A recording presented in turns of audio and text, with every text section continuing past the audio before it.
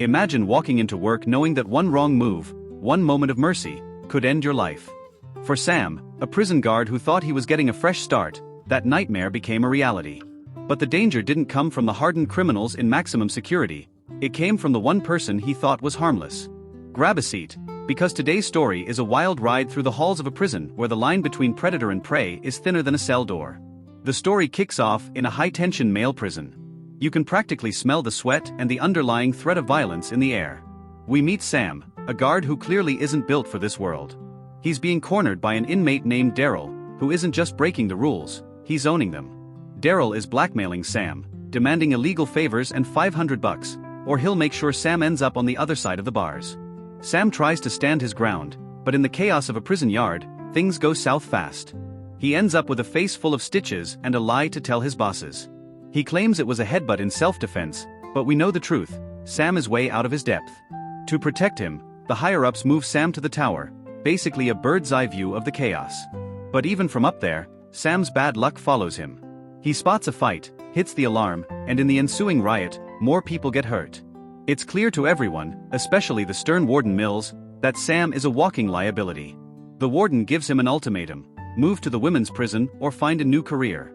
Sam chooses the transfer, thinking he's trading a jungle for a vacation. Little does he know, he's just stepped into a much more sophisticated trap. As Sam enters the women's facility, the atmosphere shifts instantly. Instead of the raw, physical intimidation of the male prison, it's psychological. The female inmates see him coming a mile away.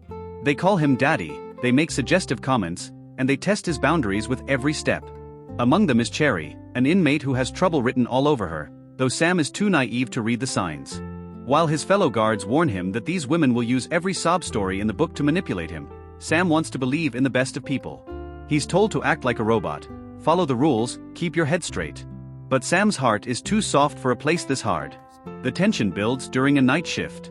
As Sam is doing the rounds, he stops at Cherry's cell. She's playing it cool, reading a magazine, acting like she's just another person caught in a bad situation. But then, the accidents start. In the hallway the next day, another inmate shoves Cherry right into Sam's arms. She whispers, "I'll see you tonight," and you can almost feel the trap snapping shut. A veteran female guard sees it happening and warns Sam to get his head right, but he's already distracted.